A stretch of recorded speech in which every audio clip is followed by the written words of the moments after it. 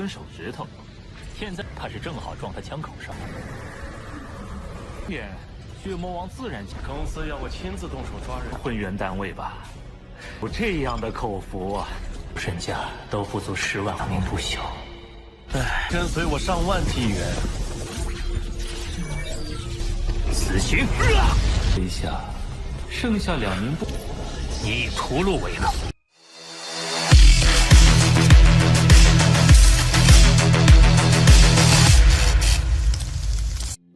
Halo semuanya, selamat datang di Ruang Sinema. Bagaimana kabar kalian semua? Semoga selalu sehat dan baik-baik saja. Sesuai jadwal, jadi pada hari ini kita akan kembali melanjutkan series Donghua Penakluk Bintang episode terbaru, yang mana ini adalah episode yang ke-175. Bagi yang baru bergabung dan series ini, kita sudah sediakan playlistnya. Jadi kalian bisa mudah mencari di mana episode awal dari series ini. Sebelum kita mulai episode terbarunya, kita akan melihat dulu apa saja yang telah terjadi pada episode sebelumnya. Tepatnya pada episode 174. Kemarin setelah Lo Fong berhasil mengalahkan Fan Xi, ia pun mendapatkan beberapa hadiah yang cukup menjanjikan. Ini semua berasal dari cincin penyimpanan miliknya, karena di sana ada air ajaib yang sangatlah membantu perkembangan Mo Yanfin.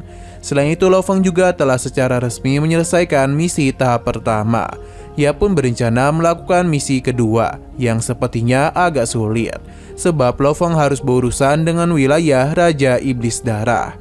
Dalam misi kedua ini, Lo Fong diminta untuk menyelamatkan orang-orang yang tengah melakukan ujian darah. Berhubung ujian ini diadakan di dua tempat yang berbeda, jadi Lo Fong memilih ke tempat yang memiliki banyak peserta. Karena semakin banyak orang yang dirinya selamatkan, maka semakin baik juga. Dengan cincin penyimpanan miliknya, Lo Fong pun memindahkan orang-orang tersebut. Hanya saja aksi mereka sudah diketahui oleh para bawahan Raja Iblis Darah. Alhasil, Delen pun bertindak untuk melenyapkan mereka.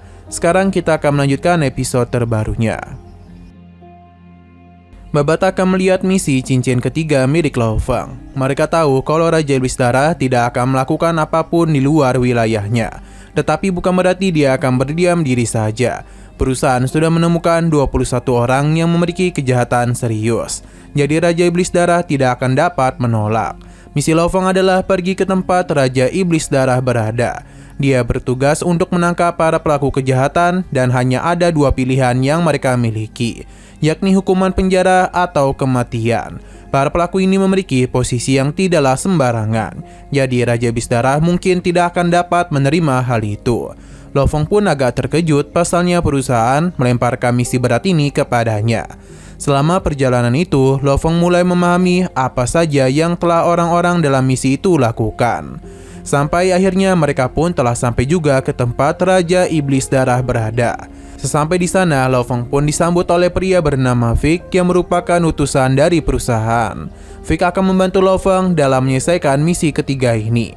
Bagi Lo Fong, misi ini cukup sulit karena Raja Iblis Darah bisa saja menolak perintah dari perusahaan. Jika Lo Fong sampai membuatnya marah, maka takutnya dia akan menyerang balik dirinya. Vic menenangkan Lo Fong karena status yang dia miliki akan membuat Raja Iblis Darah segan kepadanya. Meskipun begitu, Lo Fong tetap harus berhati-hati karena dia takut ke depannya Raja Iblis Darah menyimpan dendam kepadanya. Meskipun Vic ada di sisinya, namun Lo Fong yakin ia juga tidak akan berani bertindak di hadapan Raja Iblis Darah. Perjalanan masihlah terus mereka lakukan sampai akhirnya Lo Fong bersama yang lainnya pun telah sampai juga ke tempat di mana Raja Iblis Darah tinggal.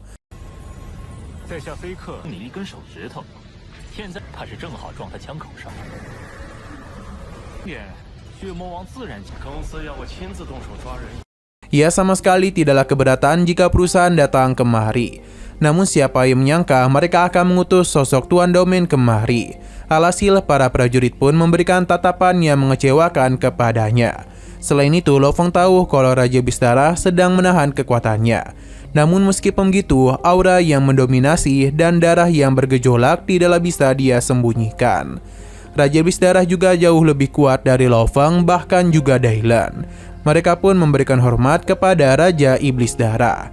Vicky juga telah memperkenalkan Lo Fong kepadanya. Raja Iblis Darah yang tertarik kepada Lo Fang langsung saja mendekatinya. Sepertinya dia itu mengenal baik Truyan dan memberikan pujian karena telah memilih Lo Fang sebagai muridnya. Hanya saja dia kesal sebab Lo Fang telah mengacaukan ujian Iblis Darahnya. Lo Fang tidaklah menyembunyikan kebenaran tersebut. Yang membuat Raja Iblis Darah benar-benar senang karena dia tidaklah takut kepadanya. Sebenarnya tadi itu hanyalah ujian saja. Lo Fang pun berterima kasih atas sambutannya. Ya, meskipun Raja Iblis Darah itu sepertinya kesal kepadanya. Raja Iblis Darah pun memberitahu kalau Lo Fang lah yang akan memegang semua keputusan. Jadi dia menyarankan untuk tidak membuat kesalahan apapun. Vic membenarkan hal itu karena hidup dan mati 21 bawahan Raja Iblis Darah kini berada di tangan Lo Fang. Ini tentu sudah Lo Fang duga dan dia ini tidaklah begitu terkejut. Raja Iblis Darah pun mengajak mereka masuk ke dalam kediamannya karena dia itu sudah menyiapkan perjamuan. Di dalam sana terlihat ada begitu banyak makanan yang berasal dari tempat ini. Lo Fang sebagai manusia dari bumi tentu asing dengan makanan tersebut. Untung saja Raja Iblis Darah sudah menyiapkan daging yang Lo Fang sukai. Mereka bahkan menggunakan kerajaan Tuhan untuk bisa mencari bahan-bahan tersebut.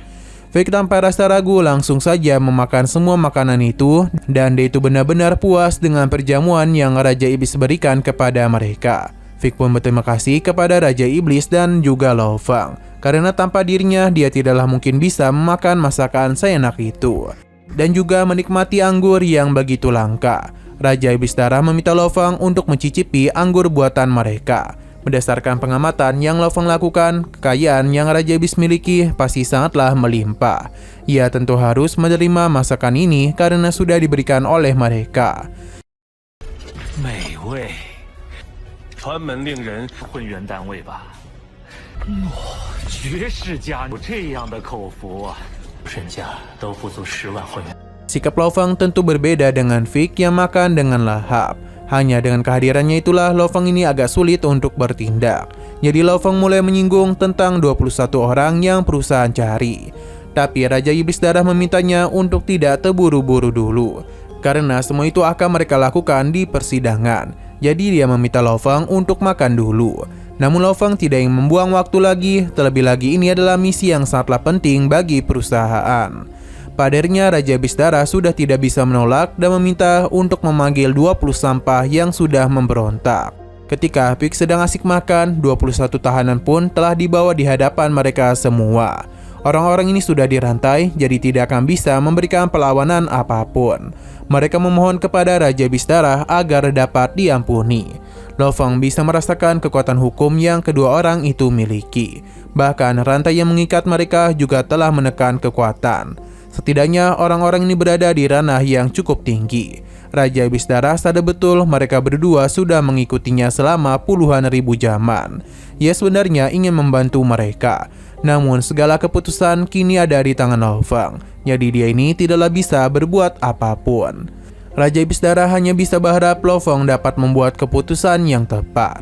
Dylan sadar betul kalau Raja Iblis Darah ingin Lo Fang mengampuni dua orang ini.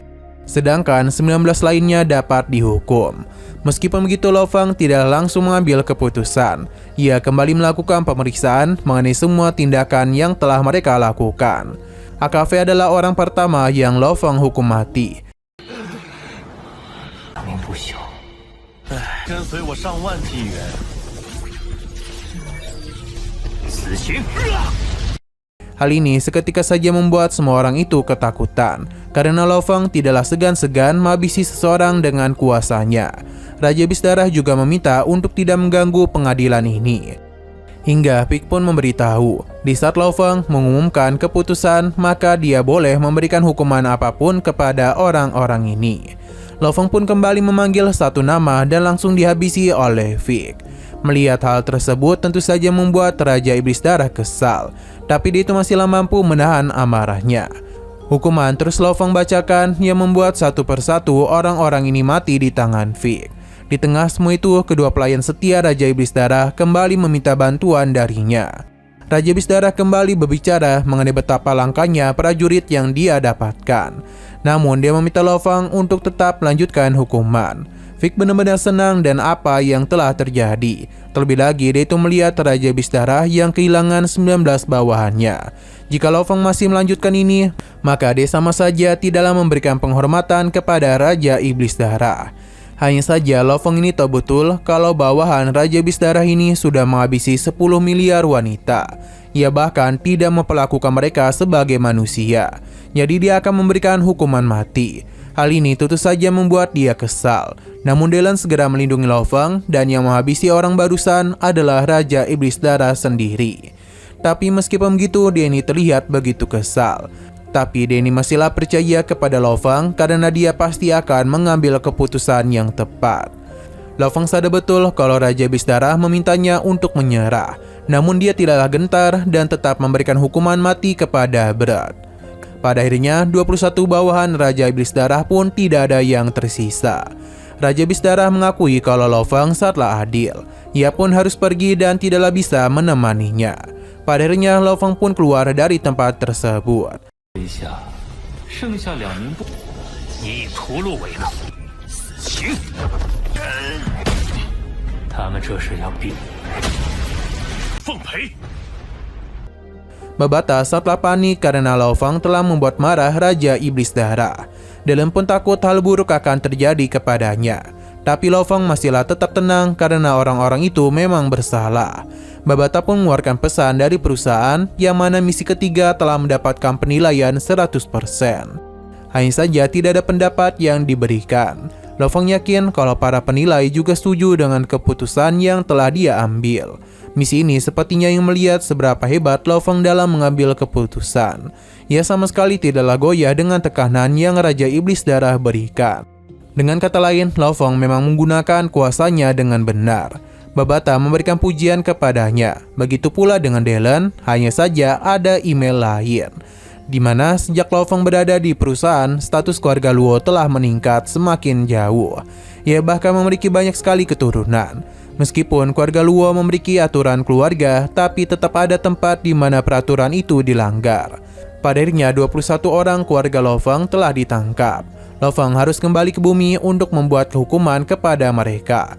Ini bahkan disiarkan secara langsung. Hukuman yang bisa diambil adalah penjara selama 100 tahun, 10.000 tahun, atau selama jutaan tahun.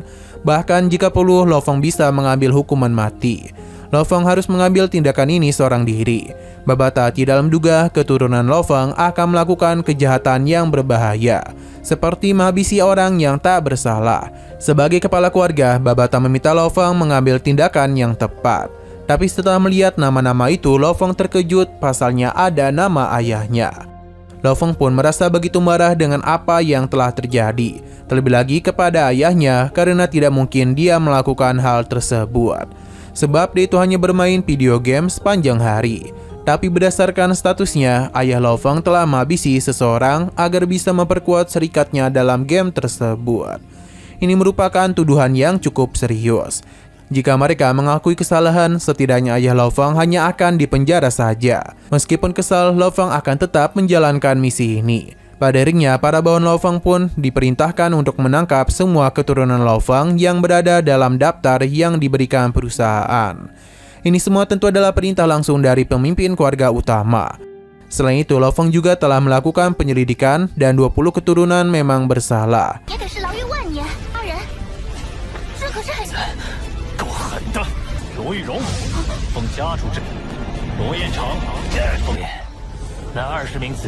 Sedangkan ayah Lo Feng masih belum dapat dirinya ketahui.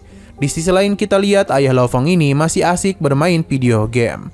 Sampai akhirnya Lo Feng pun masuk ke dalam game tersebut untuk menemuinya. Di sana ayahnya sedang dikejar-kejar oleh seorang monster. Di saat dirinya tertekan, Lo Feng pun datang untuk bisa menyelamatkannya. Dalam game ini, Lo Feng tidak dapat menggunakan kekuatannya. Jadi yang OP di sini bukanlah dirinya, melainkan ayahnya. Alhasil dengan kekuatan yang dia miliki, monster tersebut dapat dia kalahkan dengan mudah. Ayahnya juga memberitahu kalau saat muda dirinya sangatlah hebat dalam bermain game. Benar saja dalam pertarungan tersebut, ayah Lo Feng dapat unggul dengan mudah. Hanya saja tujuan Lo Feng kemari bukanlah untuk melihat kehebatan ayahnya, melainkan ingin membicarakan sesuatu kepadanya.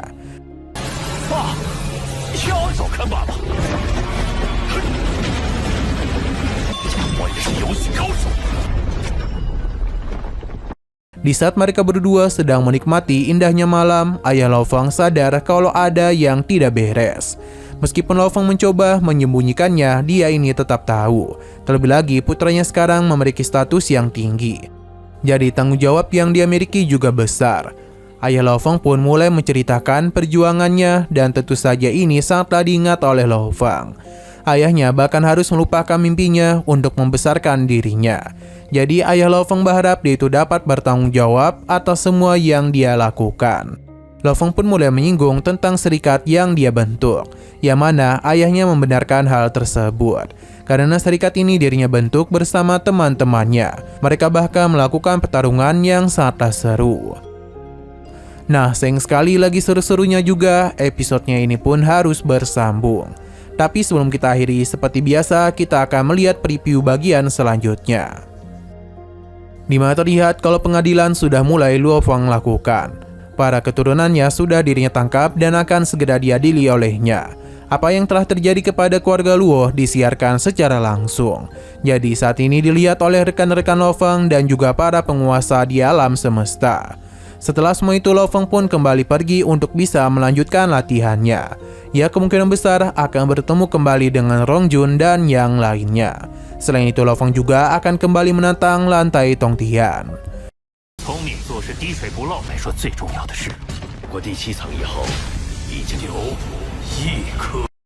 Oke, sekian dulu pada video kali ini. Untuk video selanjutnya akan segera hadir.